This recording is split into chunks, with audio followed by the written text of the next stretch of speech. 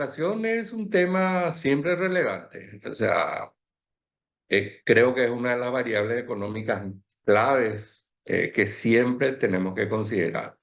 Mismo podemos ver lo que ocurre con nuestros vecinos, era Argentina, para darnos cuenta de la trascendencia de este fenómeno. Paraguay ha venido, así como dijiste claramente, con ciertos inconvenientes después de la pandemia, un poco empezaron a subir los precios con el inicio de la producción nuevamente, todo esto dio como un salto, la inflación y llegamos hasta el 12, más del 12%, cosa que ya no estábamos acostumbrados, ¿verdad?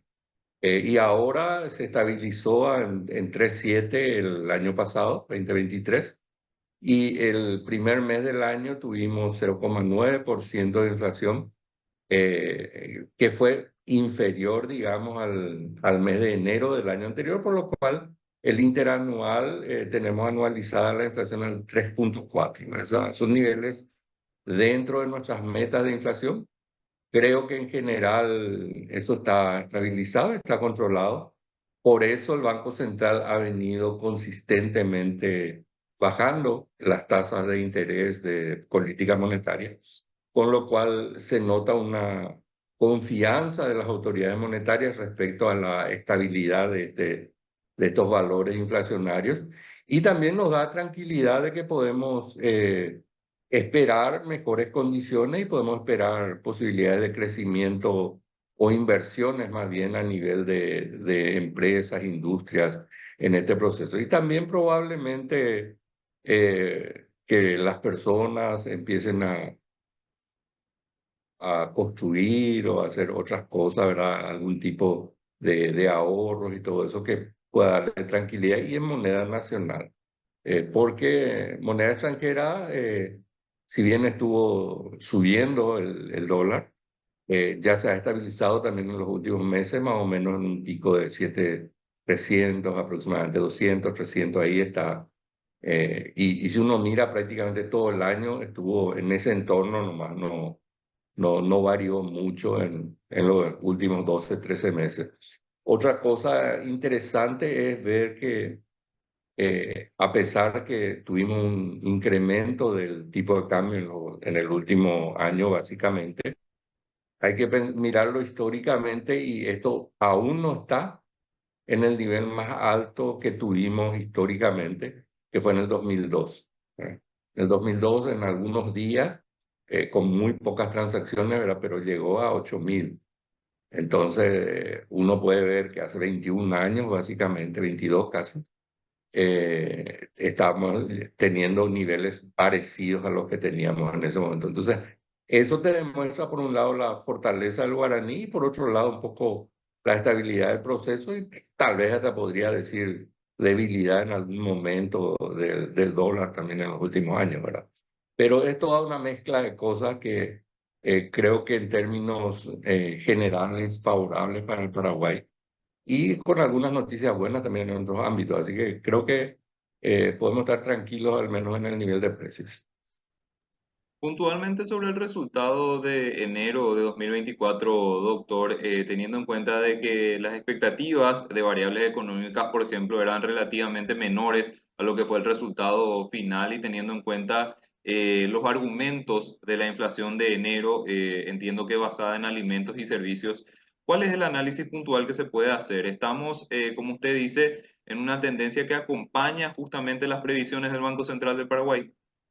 Sí, así mismo. Mucho no puedo agregar a eso, simplemente decir que casi siempre, casi siempre el factor que moviliza toda la inflación es básicamente la cuestión de alimentos. O sea, alimentos es una parte muy, muy importante del índice de precios al consumidor. Entonces, eso es un factor clave que va a determinar subida o bajada fuertemente. Y la otra variable clave es el tipo de cambio. El tipo de cambio como que estuvo no tan cambiante en este mes, estuvo en torno a lo que fue básicamente hacia fin de año nomás.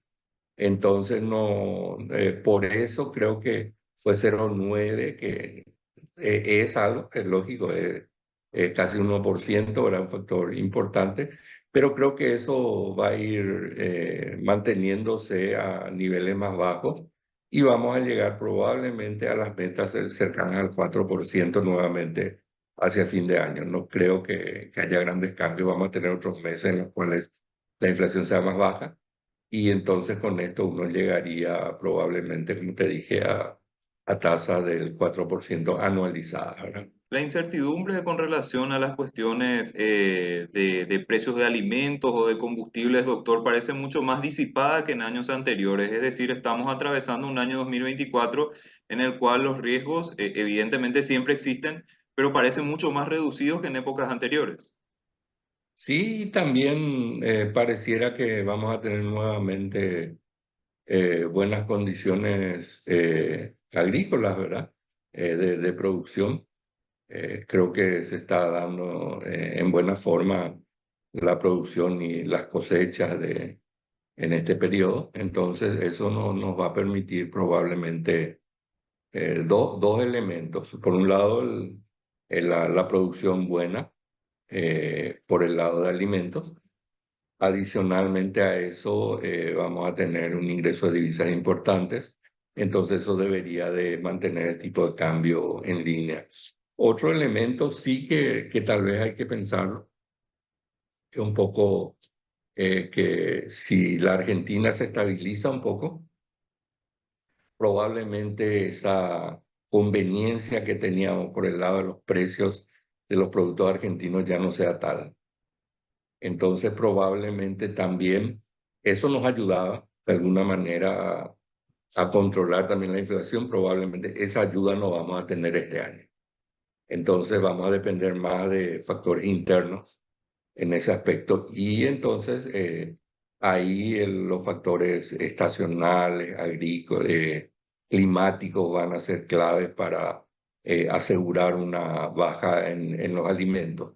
Combustibles pareciera que las proyecciones dicen que no deberíamos esperar sorpresas a pesar de los problemas que no se han solucionado en Oriente Medio, Gaza, el tema de Ucrania, ahora sigue todavía esos inconvenientes, pero como que los mercados ya han internalizado esas situaciones, por lo cual creo que ahí tampoco deberíamos de tener muchos problemas. Y por otro lado, hay un factor muy importante, que es que los combustibles alternativos están teniendo un auge cada vez mayor y los precios de los solares, por ejemplo, a nivel mundial, te digo, y al ser esto a nivel mundial clave, la demanda de combustibles fósiles puede disminuir, porque gran parte de la demanda de combustibles fósiles es para producir energía eléctrica en otras partes del mundo. En nuestro caso no es así, ¿verdad? Pero eso puede hacer también que los precios de los fósiles no sean tan altos, de los combustibles, y eso nos va a favorecer por el lado de la estabilidad de la inflación. ¿Ve? Doctor, en líneas generales, para recordarle también a la audiencia, cuando hablamos de niveles de inflación estabilizados, estamos hablando de cuestiones que no son solamente positivas en términos de bolsillo de la gente, sino también cuando hablamos de precios de la canasta, sino también en cuanto a la posibilidad de tomar decisiones. Estaba hablando ya usted anteriormente el tema del ahorro, de la posibilidad de ahorrar, también en cierto modo se transmite a los créditos o a las tasas de interés, teniendo en cuenta el circuito de la política monetaria. Son cuestiones relevantes que hay que tener también en cuenta, que cuando tenemos una inflación o periodos de inflación estables, también se da la posibilidad de ir favoreciendo ciertas cuestiones adicionales. Definitivamente lo que podemos hacer es proyectar lo que vamos a hacer en términos económicos. Esa es la clave que te da la estabilidad de precios. O sea, si uno mira hoy una tasa de interés, uno puede analizar y decir, la tasa de ahorro es conveniente para mí en estos momentos. Entonces yo voy a ahorrar. Si yo tuviese incertidumbre inflacionaria, probablemente con un diferencial de 1 o 2 puntos sobre la inflación, yo digo, no, tal vez no me convenga ahorrar en estos momentos o me convenga hacer compras de bienes durables, por ejemplo, que pueda ese tipo de ahorro uno hace. En cambio, uno podría hacer inversiones financieras, poner su dinero en un CDA, por ejemplo, y si el CDA te está rindiendo 6, 7% en un fondo mutuo, 5,5%, por ejemplo, y que prácticamente a la vista, uno dice, me conviene, porque la inflación está a 4, a 3,5. Entonces, con esto yo al menos estoy seguro que estoy preservando el valor el poder adquisitivo de mi dinero y aún así tengo una pequeña ganancia, ¿verdad? Entonces, eso puedo hacer. Si yo tuviese un proceso de mucha inestabilidad y por sobre todo de que no sea predecible, porque de repente si uno tuviese, por decirte, una inflación más alta, 8, 9, pero es muy estable, también uno puede tomar decisiones basadas en eso. El tema es que sea predecible la inflación y nosotros estamos en ese rango de predictibilidad en el cual nos movemos en torno al 4% ya en los últimos años. Yo te diría los últimos 10, 15 años, la UAI se ha mantenido, pero prácticamente siempre dentro del margen si uno mira desde el 2011, cuando aparece el sistema de metas de inflación, nosotros prácticamente nunca salimos, excepto 2021, 22, un poquitito arriba, pero después ya estuvimos siempre. O sea, es muy positivo, digamos. Estamos teniendo 12, 13 años de meta de inflación y con esto, y 10 años de cumplida las metas, ¿verdad? Entonces, creo que el balance es muy, muy positivo y eso es lo que debemos de hacer. Y creo que estamos volviendo otra vez a esa senda y eso se ve en las expectativas económicas. Y era interesante, aún en la época, imagínate nomás, aún en la época de la inflación más alta, la gente tenía confianza en el Banco Central y decía que en los 2 años, los 24 meses, esto ya iba a volver al 4 o 5%. O sea, siempre fue eso. O sea, eso es lo que logró transmitir el Banco Central, una confianza que aún en ciertos momentos malos la gente mantenía esa fe y esa confianza en que las cosas iban a volver a estar bien. Por lo tanto, podían tomar decisiones adecuadas. Doctor, ¿le parece que Paraguay, con este proceso de nuevamente estabilización de la inflación, podría empezar a pensar de a poco para los próximos años, no sé si tal vez en un mediano plazo, en volver a ajustar lo que es la meta de inflación, recordando de que esto ya se había ajustado anteriormente? Paraguay entró con este esquema de metas de inflación, creo que había empezado con 4,5, ahora estamos en 4 y bueno, siempre la gran expectativa o el gran objetivo es ir acotando un poquitito esa meta para tener también niveles de inflación un poco más reducidos. Mira, en realidad empezó en 5. Empezó en 5, después bajó a 4,5, después a 4. Mira, 3,5, 3 podría ser, pero 4 no está mal. Con 4 creo que una economía con mucha posible variabilidad de ciertos flujos de ingresos, por ejemplo. Nosotros tenemos mucha vulnerabilidad en el tema climático. Entonces yo no me preocuparía tanto por poner una meta muy baja de inflación. Me preocuparía más por construir resiliencia ante fenómenos climáticos de los cuales sí dependemos fuertemente y de los cuales tenemos gran vulnerabilidad. Entonces, se podría hacer, pero estando en 4 no es malo, es buenísimo, es prácticamente similar al de la mayoría de los países desarrollados. El mundo súper desarrollado de los países te dice 2% es el objetivo, ¿verdad? Pero a mí, como te digo, no me preocupa eso. Me interesaría más y me gustaría más como profesional que las fuerzas nuestras vayan hacia el logro de una mayor resiliencia ante los factores de riesgo de nuestra economía. Yo creo que la inflación no es un factor de riesgo. La inflación es una consecuencia de las condiciones económicas, definitivamente, y que uno puede hacer cierto juego de política monetaria y lograr una inflación un poquitito más baja, pero tal vez a un costo alto ya. costo alto en términos de evitar un mayor crecimiento, ¿verdad? Y eso creo que no deberíamos hacer. O sea, la política monetaria debe estar en un rango en el cual la tasa de política monetaria especialmente no sea un factor limitante. Creo que aún está un poco alta, a pesar de que ha venido bajando fuertemente. Creo que hay margen para que la política monetaria baje aún más, o sea, la tasa de política monetaria baje aún más. Y debería de bajar desde mi punto de vista a un nivel aproximado de 1,5, 2% por encima de la inflación. Hoy estamos en 6,5.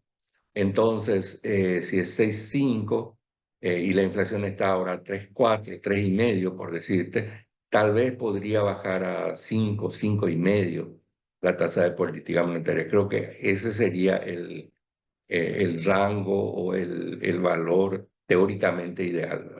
Doctor, y todas estas novedades que se están dando en torno a la participación de Paraguay en los mercados internacionales y también el interés que se está generando por parte de inversionistas extranjeros por títulos en guaraníes, en cierto modo también nos fortalece a lo que es el guaraní como moneda, teniendo en cuenta la mayor demanda, y no tiene también, en cierto modo, un efecto en cuanto a lo que podría ser a mediano plazo los precios y el valor de la moneda, sobre todo en nuestro país. Y de a poco estamos, entre comillas, ¿verdad? Exportando inflación, ¿verdad? Pudiendo emitir más y no sentir plenamente esto en los precios locales. Entonces, ese es el gran efecto positivo de una demanda de dinero nacional en el extranjero. Por eso siempre solemos decir que Estados Unidos, por tener la divisa de mayor utilización en los mercados internacionales, gran parte ellos exportan la inflación y tienen la posibilidad de emitir mucho, ganar el señoriaje correspondiente y no tener la inflación porque es utilizada su moneda afuera. Si Paraguay gradualmente va hacia eso, también va a tener esa ventaja. Entonces, eso es un factor muy positivo. Otra cosa es que estamos ahí, del grado de inversión, ¿verdad? Ahora ya todas las tres calificadoras internacionales más importantes ya nos han puesto un puntito, digamos, a un pasito del grado de inversión. Y no te olvides que ya han levantado también el techo, Standard Poor's ya había levantado el techo de grado de inversión para las empresas privadas. ¿Por qué? Porque normalmente las calificadoras de riesgo lo que hacen es que el soberano es el que determina el valor máximo de la calificación de una entidad local.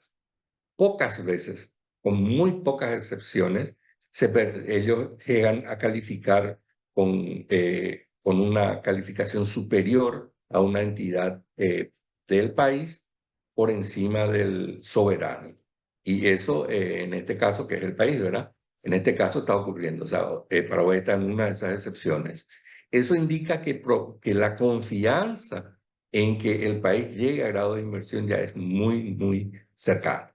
O sea, ya están diciendo, prácticamente te vemos como grado de inversión, por lo tanto, creemos que hay entidades, si son muy buenas, entidades locales, por ejemplo, esas entidades locales ya lo podemos considerar grado de inversión. Es un poco ese el mensaje, y ese mensaje es positivísimo, porque en realidad lo que el grado de inversión te hace es que pone a disposición del país, tanto de las empresas privadas como del gobierno, recursos abundantes y en mejores condiciones. Doctor, y una cuestión que también siempre me parece importante resaltar cuando hablamos del tema inflación es que en la medida en la que Paraguay tenga una inflación baja y predecible, estable, también se hace un gran favor a segmentos de menores recursos que justamente los pocos recursos que tienen que hacerlos valer, ¿verdad? En la medida en la que Paraguay tenga una inflación demasiado elevada o más elevada, como ocurrió en años anteriores, estos segmentos que tienen desventajas a nivel social se ven sumamente afectados y en el caso contrario, en cierto modo, se ven favorecidos. definitivo. O sea, siempre se dijo el impuesto más injusto y el más regresivo es el impuesto de inflación. O sea, eso. Entonces, en Paraguay, por suerte, en los últimos años no se ha dado eso. Y siempre son los factores, las clases menos favorecidas, pero en realidad, en términos económicos, son aquellas clases que no tienen la posibilidad de reajustar a los precios sus ingresos. O sea que una persona que tiene un negocio, una empresa, al ver que existe un aumento de precios, o aumento de sus costos, puede aumentar el precio de su producto. Entonces puede compensar de alguna manera esa pérdida del poder adquisitivo. Pero los asalariados, por ejemplo, en general no tienen esa posibilidad. Simplemente de acuerdo a las condiciones legales, de repente, o si hay condiciones muy, muy favorables del mercado laboral, podrían incrementar sus ingresos. Si no, no. Entonces ellos son los más perjudicados, aquellos que tienen menor posibilidad de reajustar sus ingresos. Jubilados, por ejemplo, son los más perjudicados en este caso. Y este tipo de cuestiones tenemos una experiencia bastante cercana en Argentina, doctor. Creo que es prácticamente un Sí, gran ejemplo de cómo la devaluación de una moneda puede impactar negativamente en un montón de cuestiones. totalmente. O sea, es increíble, o sea, el efecto, el daño que uno puede hacer cuando tiene situaciones como esta, ¿verdad? El daño es tremendo, porque sufren todos, sufren millones de personas, no sufre uno, o sea, en general, no, siempre la vida y las cosas son, lógicamente, no tienen precio, pero el daño que puede hacer qué sé yo, un cirujano, por decirte, con un error, es para una o dos personas, probablemente un grupo, pero cuando el presidente del Banco Central o toda la política monetaria se hace de una mala manera, el daño es para casi toda la población, prácticamente ninguno. Aún aquellas clases más favorecidas normalmente con la inflación, cuando la inflación es muy alta, todos pierden, todos, porque no solamente, o sea, es cierto que si la inflación es impredecible y no tan alta, hay casi como una transferencia de recursos de los que tienen ingresos fijos a los que tienen ingresos variables en ese proceso. Hay eso. Pero cuando la inflación es muy alta, todo eso desaparece, porque la demanda del bien desaparece. Entonces las empresas no tienen a quién vender, simplemente todo un caos.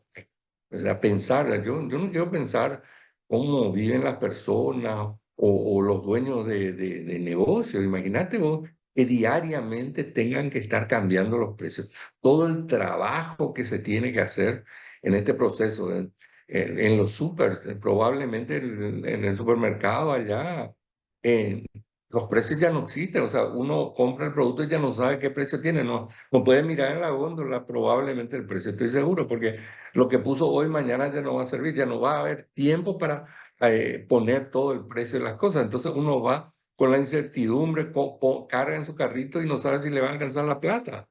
Ah, ese nivel de incertidumbre, no sé, es complicado, es complicado. Uno cobra y tiene que ir a comprar todos los productos de la canasta familiar ya hoy, porque sabe que si se va la próxima semana, probablemente el sueldo ya no le alcance. O sea, no sé, tremendo. O sea, el daño que uno hace no controlando esa variable es increíble. Y ahí está el valor de la estabilidad, ahí está el valor de un Banco Central responsable, ahí está el valor de las políticas macroeconómicas que a veces acá lastimosamente no las valoramos tanto y nos pasamos quejándonos y diciendo no llega a nadie, no sirve de nada. Sí sirve de mucho. Faltan muchas otras cosas, sí.